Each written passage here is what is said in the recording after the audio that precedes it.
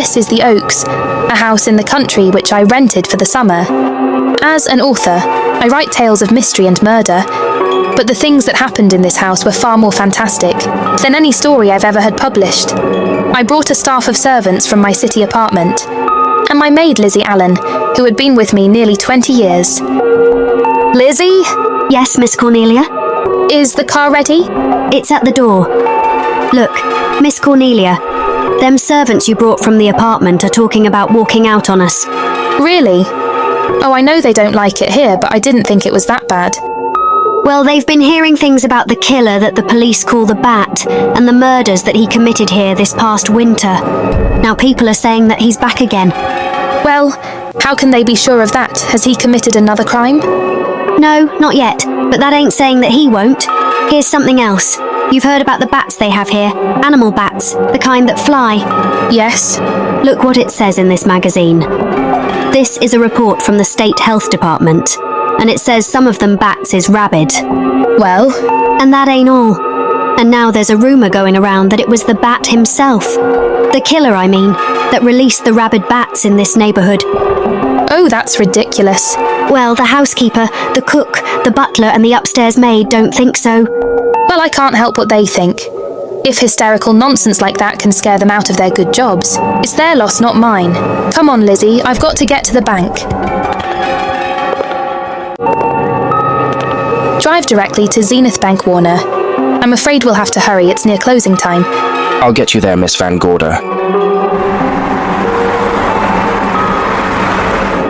Thanks again. Miss Van Gorder! How are you doing, Mr. Bailey? How are you? I'm very well, thank you. You remember Lizzie Allen? Of course, hello, Miss Allen. How do you do? So you're spending the summer with us again? Yes, I've leased the Oaks, the home of your bank president, John Fleming. I heard you had. I was surprised. Why? Is there something the matter with it? No, I was surprised because Mr. Fleming said he would never rent it. Well, I rented it from his nephew, Mark Fleming, who has the real estate office here. He said his uncle would be gone the entire summer. That's right. Mr. Fleming is in the North Woods now with his physician, Dr. Wells. Oh, pardon me, Dale. I want you to meet my wife. We were married at Christmas time. That must have been nice. Believe me, it was. Oh, here she is, my wife, Miss Van Gorder, Miss Allen.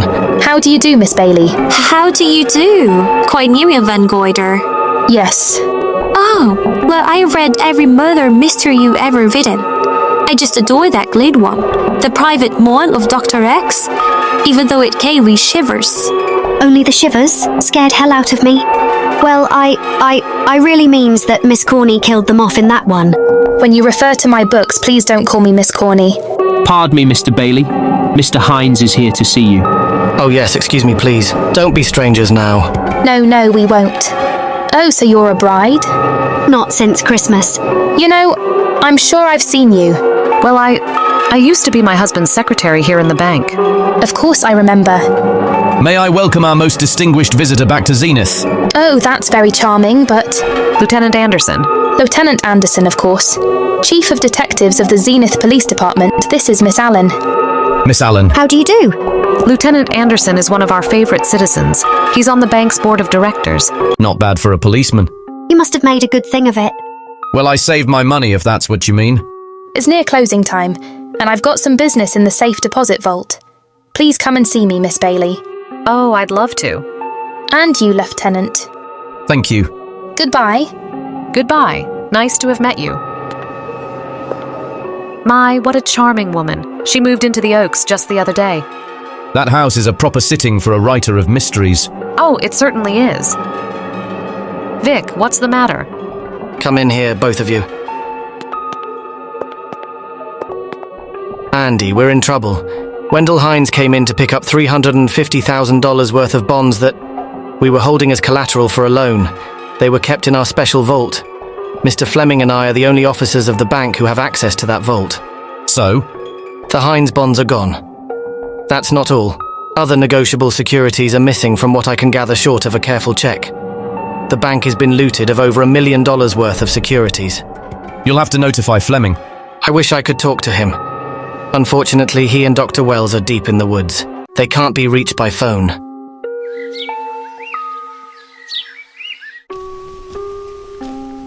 What is it? I thought I heard someone on the path coming from the lake. Had an idea it might be that guide of ours. Oh, Sam won't show up until morning. It's a 20-mile canoe trip from here to civilization. 5 will get you 10. Sam has a message for me. I thought you told them at the bank not to bother you. I did, but they'll bother me. Doctor? Yes, John. What would you do for $500,000? Anything short of murder. Why not murder? Too messy. Too great a risk? For $500,000, yes.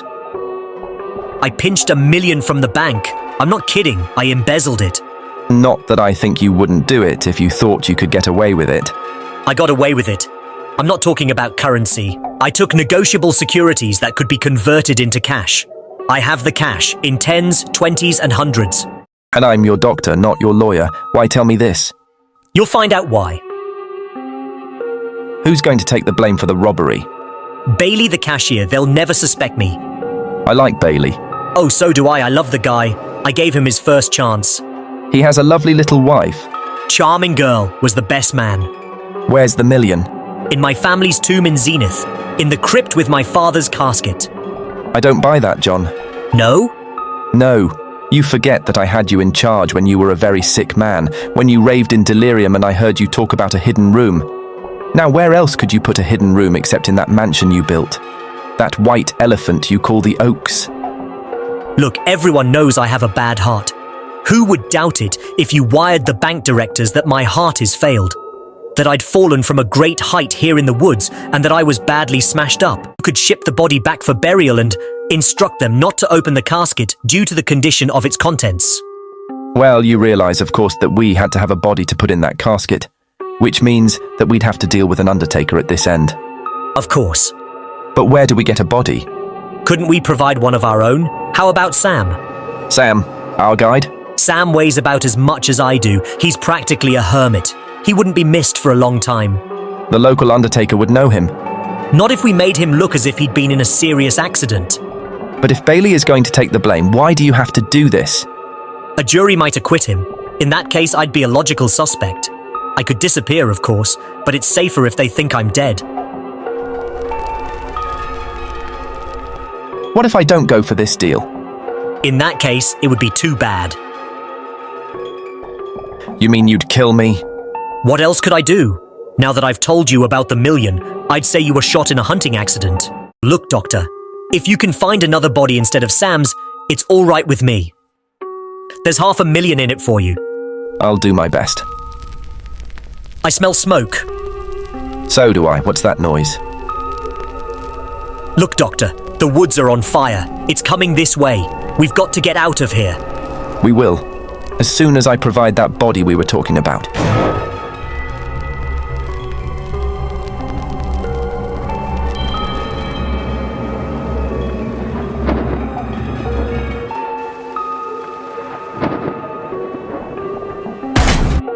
My goodness. Lizzie, is that you? Yes, Miss Cornelia. There's a storm coming up and it's going to be a snorter. The wind nearly blew the door off its hinges. Well, that noise blew my game higher than a kite. I think I've lost some of the cards. Oh, I'll get them for you. Oh, I see you found the paper. To rat that paper boy. Scooting by on his bicycle, just chucked it into a couple bushes and let it go at that. For land's sake, Mr. Vic Bailey has been arrested. Oh, Right there. Victor Bailey, Vice President and Cashier of the Zenith Bank, was arraigned before United States Commissioner Alvin Fielding, charged with the embezzlement of over $1 million. I can't believe Vic Bailey had anything to do with that robbery. Oh well, I see our landlord is home again. Landlord? Mr. Fleming. Dr. Malcolm Wells is back in town with the body of John Fleming, President of the Zenith Bank, who was killed in a forest fire. Mr. Fleming will be laid to rest in his family's tomb on Friday. And I hope he stays there. Why shouldn't he? Well, this is his house. And ever since he died, some funny things have happened here. For instance, The housekeeper, the cook and the butler said that they heard strange noises at night. And the upstairs maid swore that she met a man without a face coming up the back stairs. oh, so that's why they quit and left me to run this place without a staff. They didn't tell you, Miss Corney, but the truth is, we're scared to stay. But you're still here, Lizzie. Haven't you seen anything? No, and even if I had, I ain't afraid of ghosts. They're afraid of me. Honest Miss Corney. A spiritualist told me once that Ghost was allergic to me. But this bat fella they keep talking about in the paper, I guess he'd be different. No, I don't think you'd have the same effect on him. Oh dear. What are they trying to do? Drive people away from this part of the country? Why? What did it say about the bat? His specialty seems to be killing women, my goodness. 2 of them in one night. All his victims died the same way. Like their throats had been ripped open with steel claws. Well, that's a charming little caper. I'll have to try it sometime. In a book. That ain't nothing, just something bumping against the house. That's just the wind banging a door. Pay no attention to it. Listen to this. One of his victims who lived for a moment, after she was found, described the bat as a man without a face. Honest Miss Corney, I think that woman must have been exaggerating.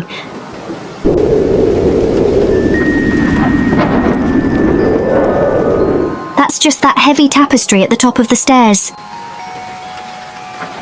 I know, I've heard it before on a windy night.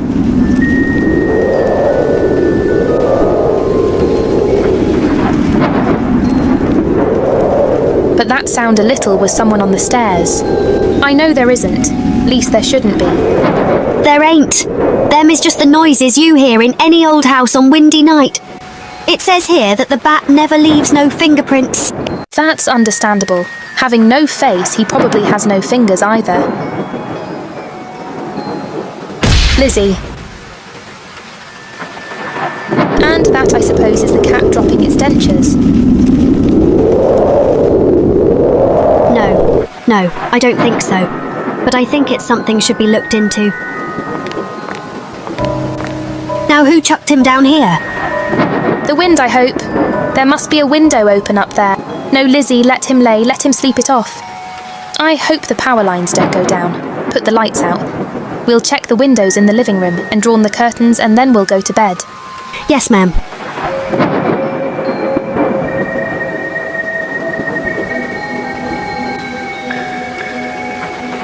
I won't be a minute.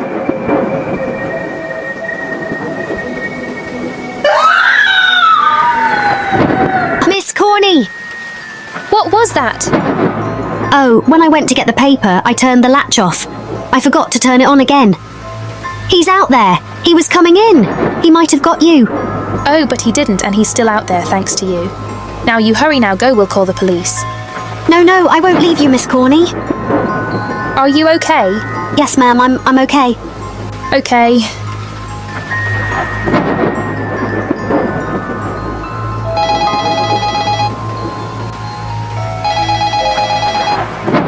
Operator. Give me the police department, please. Zenith Police Department.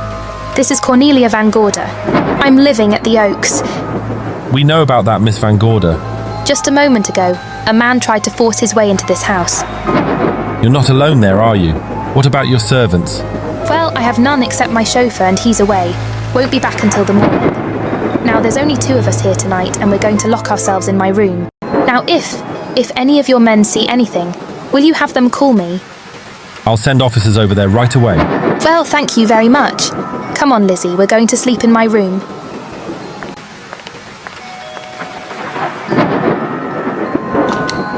Well, nothing can get at us in this room now, I don't think. This door seems good and solid. Like the door to a tomb.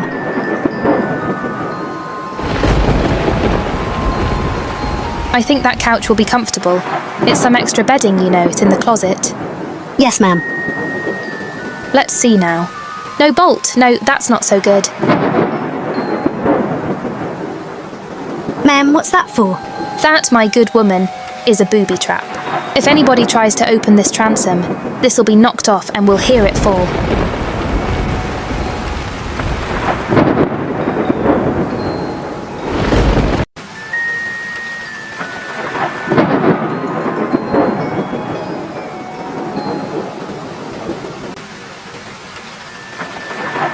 Oh, fiddlesticks. I forgot my night things. My robe, my gown, and my sleepers. I'll go get them now. Now wait a minute, Lizzie, I'll go with you. Now don't you bother Miss Cornelia. My room is just down the hall. Lizzie, I told you to wait. It's all right, I'll only be a second.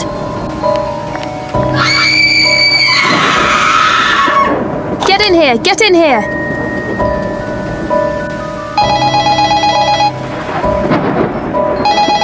Yes?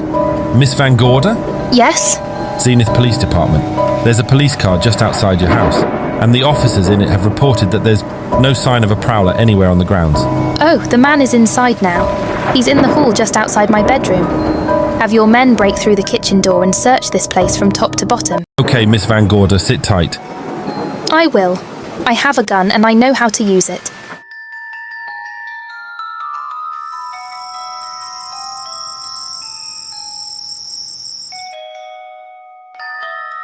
Oh, relax, Lizzie. The police did a good job. They couldn't find anybody in here. But we both saw him miss Cornelia. All right, so he got away. But there are men on guard outside, so just try and get some rest. There's nothing can get at us here.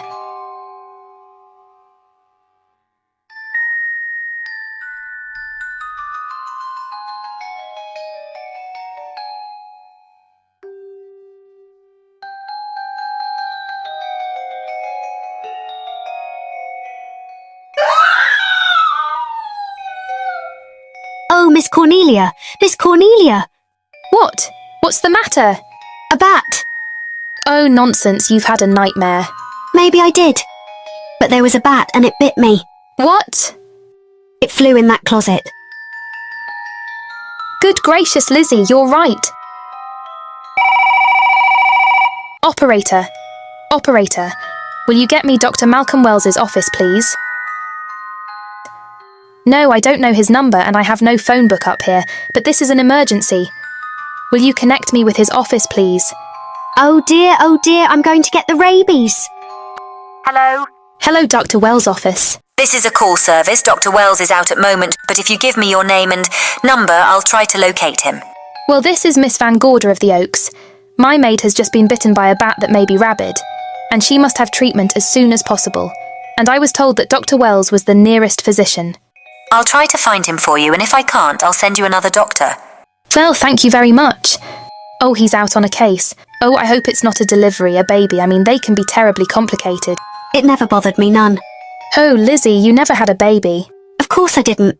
That's why they never bothered me. Oh, does it hurt? A little.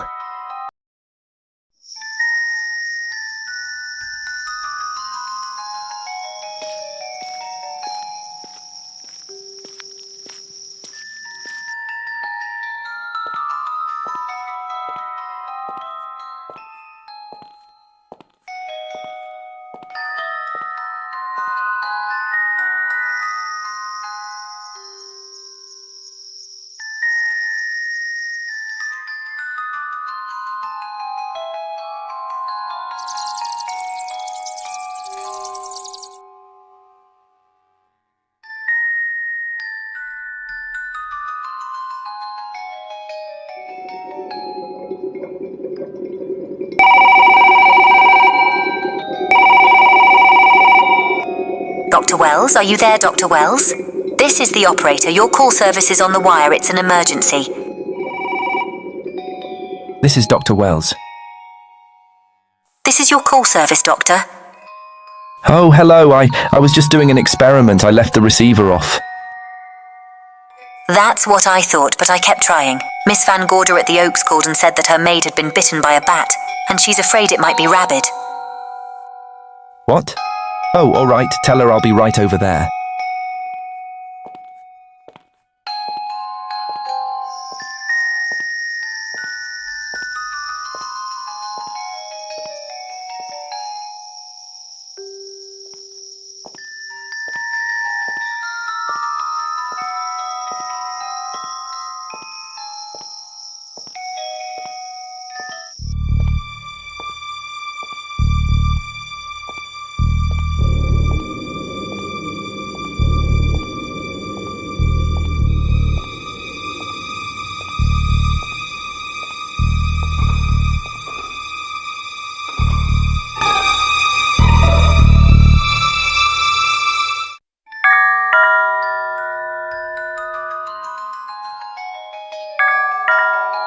Who's there? Dr. Wells. Come in. Good evening. Oh, I'm so glad they found you, Doctor. Well, I reached my office shortly after you called. How is your maid? Is she in any pain? No, she doesn't seem to be. Did the bat get away? No, I believe it's still in my bedroom. Good, I'll want to examine it. There you go, Miss Allen. Now you'll feel better. Doctor, have I got the rabies? Well, I can tell you better after I've examined the bat's brain under a microscope. That thing got a brain? Oh, you'd be surprised. Where is it? I think the little darling is in that closet. You know, it's a pity you leased this house, Miss Van Gorder. Why a pity? Well, my dear lady, I don't want to alarm you, but... Oh, after tonight nothing can alarm me. Yes, I understand it must have been terrifying. So many unexplainable things had happened here. It's something about the place. Your servants must have sensed it when they walked out on you. An apprehension of disaster. Well, let's see. Yes, there he is. All right, now take it easy. Nobody is going to hurt you. Quiet now. Quiet. Looks quite normal. Doesn't seem to be sick at all. Ain't that nice? I've been worried about him. Well, you should be. From his appearance, I'd say that he doesn't have any infection, in which case you had a narrow escape. Now, you take one of those tablets I left for you and I'll guarantee you a good night, and I'll drop in on you tomorrow. Oh, thanks for everything, Doctor. Now, don't worry, I can find my way out. I know you can, but do let me help you. Oh, don't forget that once I'm gone, you'll have to climb those stairs alone. Oh, I'm all right. I'm armed now. Can you shoot one of those things without shutting your eyes? Oh, Doctor, there are guns in every book I've ever written. I don't write about things I'm unfamiliar with. Lock the door, Lizzie. Good night. Yes, ma'am. Good night, Doctor. Accident? No, the wind blew him down. Oh, I think. did you know that young Mark Fleming leased you this house without notifying his uncle? Well, it doesn't matter now. John Fleming is dead and Mark is his heir. But if John were alive, he would warn you to leave here, Miss Van Gorder. Really? Yes, it's been a tragic place for anyone who ever lived in it. Well, good night. Good night, Doctor. Who is out there? Nobody you need to worry about, Doctor. Oh, it's Andy. That's right. Good evening, Miss Van Gorder. Good evening, Lieutenant. Somebody sick here? My maid was bitten by a bat. Oh, a rabid bat?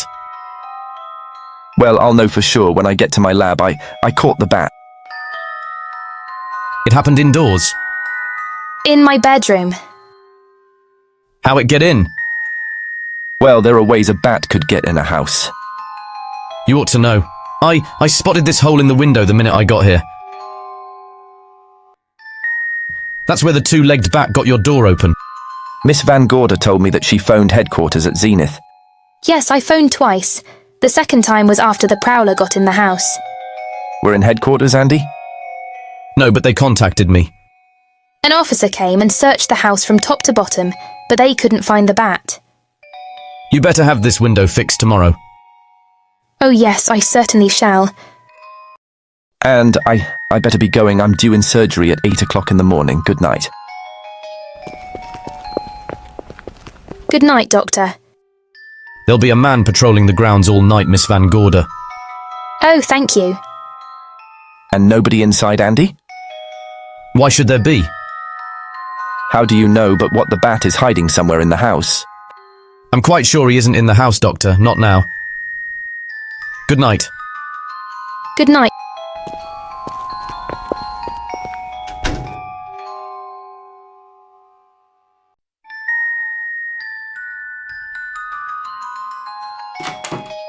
Hi, Andy. Hello, Mark. Well, congratulations. Real estate business must be picking up. New office, new furniture. New deal. How do you like it? Looks expensive. Are you squandering your inheritance? Oh, I haven't got it yet. Oh, the paper says John Fleming left his entire fortune to you. Funny thing about that entire fortune is that we can't find it. No kidding? No, all Uncle John has in his bank account was a couple $100, and his safe deposit box was empty. If we don't find that missing million, mines will be empty too. How come? Well, all my savings were invested in Zenith Bank stock. The examiners won't certify the bank as solvent until those stolen securities are found, so the stockholders have voted an assessment that'll wipe some of us out. It's as is those securities have been converted into cash, and if I can't find that cash, I'm sunk. Oh, where are you going to look for it, Andy? Here in Zenith. Your uncle wouldn't take $1 million on a hunting trip, would he? You suspect Uncle John? Why, Andy? He founded the Zenith back. That'd be like robbing the family tomb. You think he wouldn't? Well, besides, Vic Bailey's fingerprints are all over the vault. Now, they didn't find any of Uncle John's fingerprints. Because he wiped them off. Can the defense prove that? They'll try to. Judy Holland had Bailey's secretary as a defense witness, and they believe her testimony will have a powerful effect on the jury. Well, she has a powerful effect on me. Judy is a doll.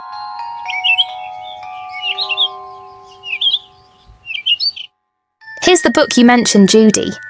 Your newest one? Yes, it's just been published. You can have that copy if you wish. It's a first edition and you've signed it. Yes, of course. Thank you so much. May I serve tea now, Miss Van Gorder? Yes, please do, Warner, thank you. I see you've engaged new servants. Yes, of course. Oh, how did you persuade them to live in this house? Jane Patterson, my new housekeeper, knows this house better than you do, Doctor. She worked for John Fleming and Warner was my chauffeur. Chauffeur turned butler? It's incredible. He can play any part at a moment's notice. Ah, did you get a plumber, Warner? No, we can't get a plumber for 3 days, madame. What about that leaking pipe? The basement will be flooded in 3 days. The pipe is no longer leaking. You mean it's dried up of its own accord? No, not quite. I packed the elbow where the water was coming up. Pack the elbow. Where did you learn how to do that? Into each life, a little rain must fall, and a careful man learns to keep himself dry. Now, is there anything that you require, Miss Van Gorder? No, not at the moment, Warner. Thank you, madame. Now, there's a character. How long did you say that he worked for you as chauffeur? About 3 months. Well, I hope he doesn't have a police record. My dear Dale, it may interest you to know that the last night of his life, John Fleming told me that he loved your husband like a son. If Fleming were alive today, he would be fighting to prove Vic's innocence.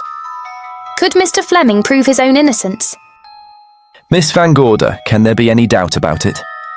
There will be when Miss Holland testifies at Vic's trial.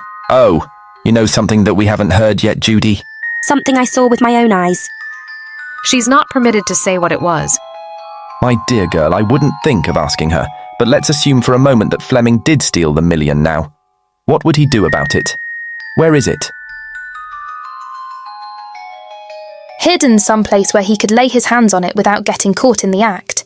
Now, if I was writing this instead of living in the middle of it, I'd hide it right here in this spooky old house, under a loose floorboard or up a chimney. If Mr. Fleming had the nerve to steal $1 million, he'd make his plans well in advance. I'd say he'd prepare a place to hide it, possibly when this house was being built. I rented this place from Mark Fleming, his nephew. I wonder if he had the floor plans. I'll ask him. Yes. Lizzie, will you bring Miss Bailey the phone? You ask him now. His number is Summit. Summit 7537. Thank you, Lizzie. Summit 7537. Not bad, eh, Andy? That means new business. Now, you see, somebody wants to buy a house. Mark Fleming speaking. Oh, hello, Dale. Well, hang on a minute, honey, while I see if I have them. It's Dale Bailey, all excited. Miss Van Gorder wants to know if I have the floor plans of the Oaks. Now, what would she want with the floor plans? Well, she suggested to me that your uncle might have hidden the bank loot there. Are the plans here? Somewhere in the house itself. Wait a minute. There is a place where Uncle Johnny might have kept those blueprints. What place? Well, I heard him talk about it a good many years ago. I can't be sure of the exact location. Anyway, I don't think the old boy had the guts to steal $1 million. But if I find those plans, I'll let you know, Andy. Hello, Dale? Look, honey, I haven't seen those plans since I was a kid, but I'll come over tonight and maybe we can find them. Thank you, Mark. We'll expect you. He seems to think they're here in the house somewhere. He's coming over tonight. Oh, that's good. Dale and Judy are my house guests for the weekend. Would you like to have dinner with us tonight? Oh no, thank you, I couldn't. I still have a few calls to make. You know, if Judy's testimony is going to clear Vic Bailey and implicate John Fleming, others may get the idea that there's buried treasure in this house. Don't even mention your testimony until you're actually on the stand. Oh, I won't. That's a smart girl, Judy, and a very lovely girl. Well, good afternoon, ladies. You too, Doctor. Goodbye, Dr. Wells. Come on, girls, let's go.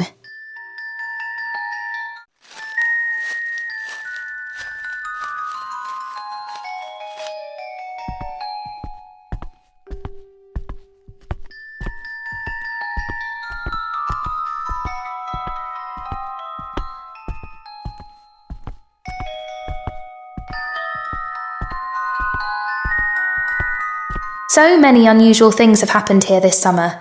The more I think about it, the more I realise I should have been putting them down on paper. Weren't you your husband's secretary, Dale?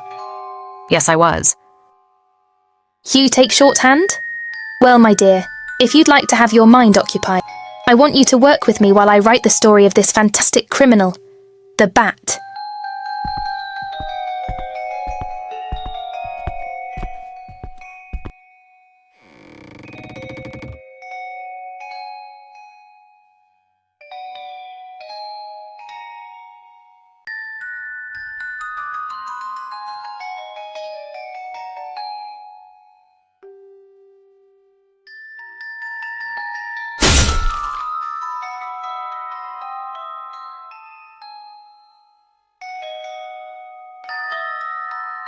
Wonderful dinner. Thank you.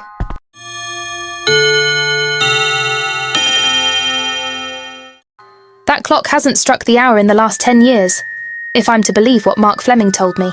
Why is it angled away from the wall like that? I don't know, somebody must have moved it. Lizzie, very like when she was dusting. Wait a minute. Did you know there's a door in this paneling? No, I didn't. Oh, by gracious, so there is. Maybe it opens to a secret passage. Certainly to a secret something. Who knows, girls, we may be about to stumble on that missing million. Oh, there's a panel. There must be some gimmick to it.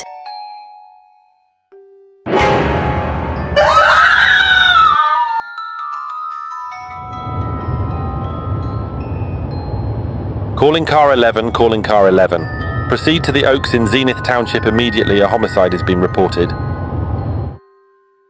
Okay, proceeding to the Oaks. Notify the county coroner, Dr. Wells. Tell him to come to the Oaks at once. Horrible.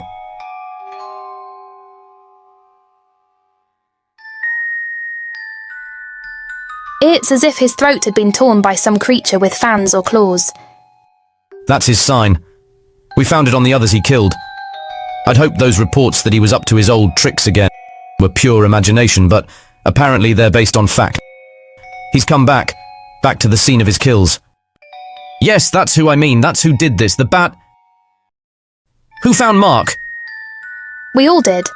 That is Dale and Judy was in the dining room. This is my new housekeeper, Jane Patterson. I know her. Where were you, Miss Patterson? In the kitchen, cleaning up. I cooked the dinner tonight. Did you know that this secret closet was here? No, it was behind the grandfather's clock. Well, it was I who found it, really. Notice the clock had been moved and the door wasn't quite closed. I'll get it.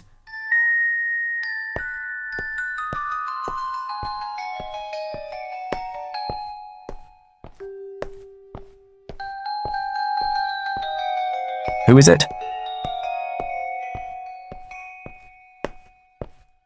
Mark Fleming.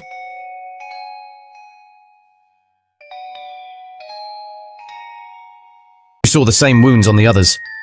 How long has he been dead? Oh, I'd say about a half an hour. You believe it was the Bat? That's the bat's trademark.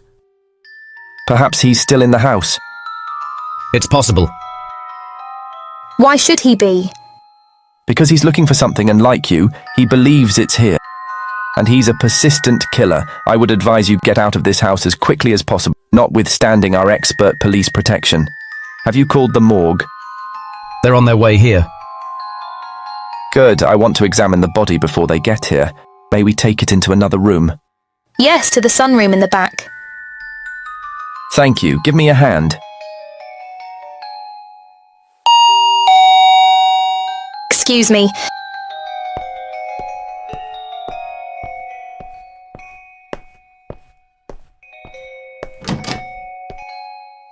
Oh, Warner, where have you been? Well, madame, it would have been an accident. There's been a murder. Mark Fleming, the young man from whom I leased this place, is killed here tonight. They know who did it? Well, they believe it was the bat. I'm sorry I had to use the front door, Miss Van Gorder. But I forgot my keys, and when I rang the bell at the kitchen door, there was no response.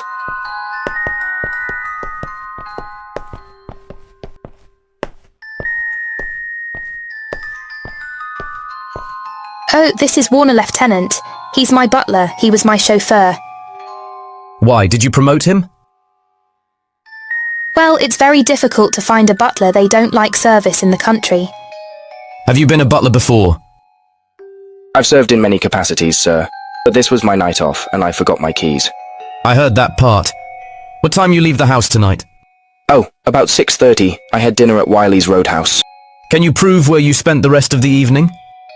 I can try. Try hard, and don't leave the house. I'll get to you later. Very good, sir. I shall be in my room, Miss Van Gorder, if you need me.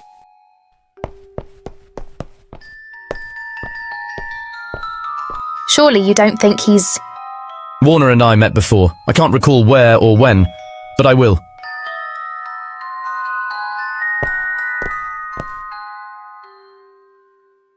There'll be a crew here shortly from headquarters, dusting for fingerprints, taking photographs, but in the meantime... Miss Patterson, you aren't leaving the house tonight, are you?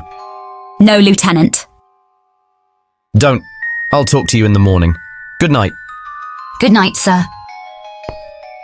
Dale.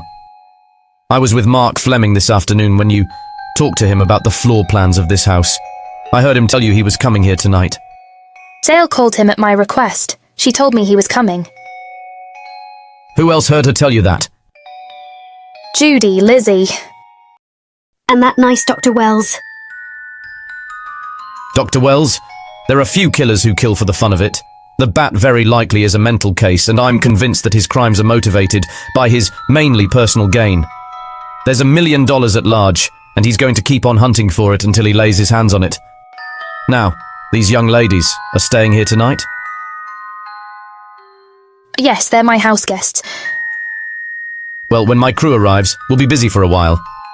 So I'd suggest that... That we go to our rooms. That's a very good idea. Come on, girls.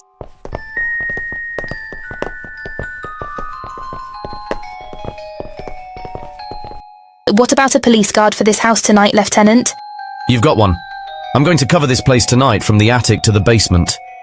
If the bat makes another call, I'll have a little surprise for him. Who? Who is he? Have you any idea? He could be anybody. So far, there are clues to his identity, but nothing we could take before a jury. I am afraid we must look higher than the criminal world. He may be a merchant, lawyer, doctor, scientist. Ladies, lock your doors tonight. Stay behind them. I promise you, you'll be safe. Good night. Good night, Lieutenant.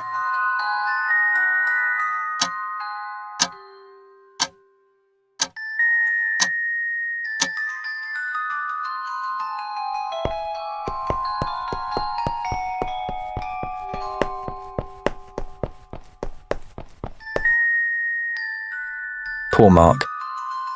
Yeah, it's a pity. So young. Well, Doctor, do you agree it was the bat? In my report, I shall say the death was caused by the same technique used in the other killings, a paralyzing blow to the throat followed by severe lacerations of the jugular, resulting in excessive hemorrhage. In a layman's language, he didn't know what hit him. Oh, he knew, but he didn't have time to think about it. You staying here tonight, Andy? Well, until I check the doors and windows, but I'll be back bright and early in the morning. Neither snow nor rain nor heat nor gloom of night stays these couriers from the swift completion of their appointed rounds. A lot of people are due for a shock when I close this case. Yes, I'm sure they are. Good night, Andy. Don't get hurt. Good night, Doctor. You know, I think we'd better get some sleep. Oh, well, Lizzie and I share this room for mutual protection. You know, one night a storm blew the wires down, put the lights out, and when I went out the next day and bought 6 of these things. You better take one with you, Dale. Oh, thank you. We'll go across the hall. Are you sure there's nothing else you need? Oh no, quite sure we'll be all right. Well, if anything bothers you, you just sing out, and 2 strong women will come to your rescue. Oh, nothing will bother us. Not with Andy on the job. Good night. Good night. Don't worry, everything will be all right. Come on, Lizzie.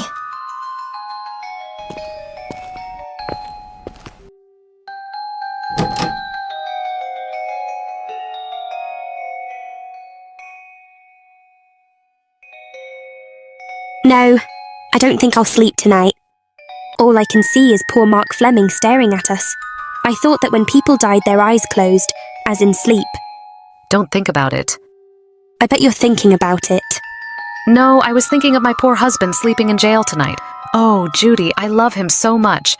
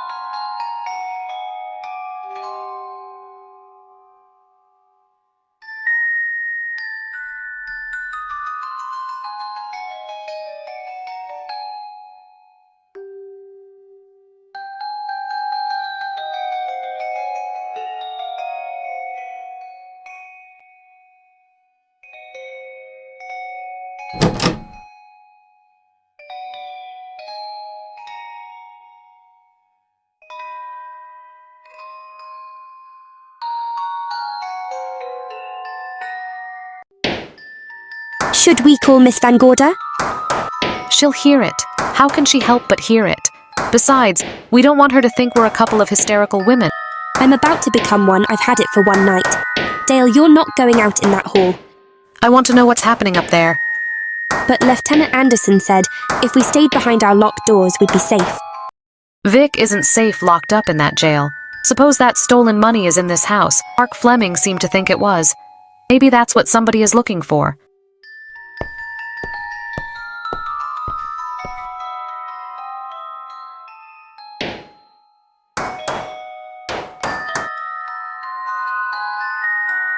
Oh, for heaven's sake. Don't you hear that awful noise up there? Now, Lizzie, you just got to stay awake. The house phone and the outside phone wires have been cut and we can't get help. Where's that policeman? Oh, I don't know. Something must have happened to him. Now go on, get on your robe. Oh, Dale, please, don't go up there. I've got to. Think what it could mean to Vic. Oh no, if you go, I go. You stay here.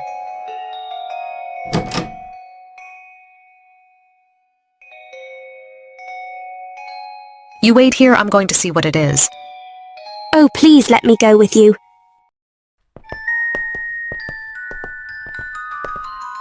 Judy, will you warn me if anyone comes?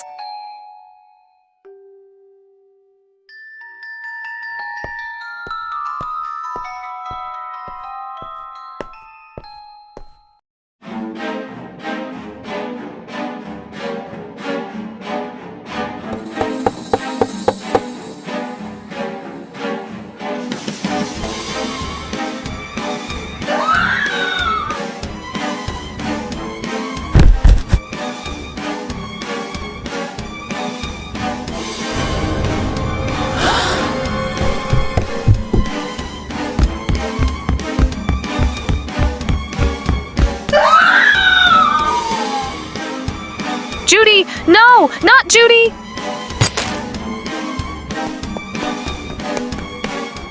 Oh no! What'd he do to her?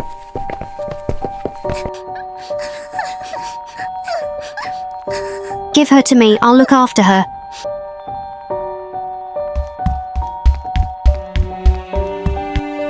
Poor baby.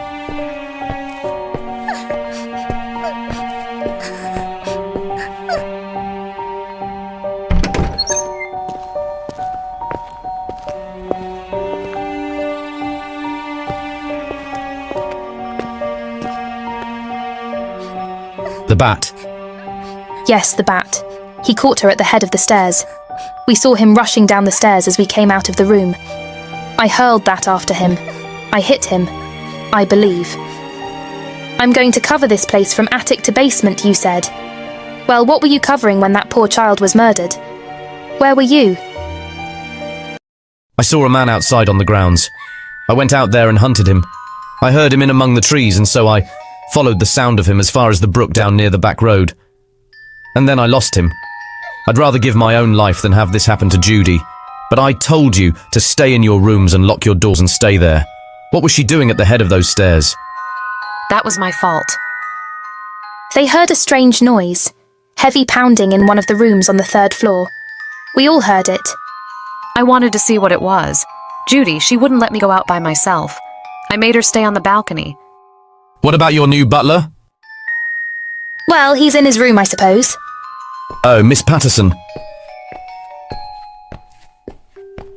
Yes? Did you know what happened here? No, sir, but I heard the screams. I went to call Warner. We have rooms on the same floor. He wasn't in his room. His bed hasn't been slept in. If Miss Patterson heard the screams, Warner could certainly hear them.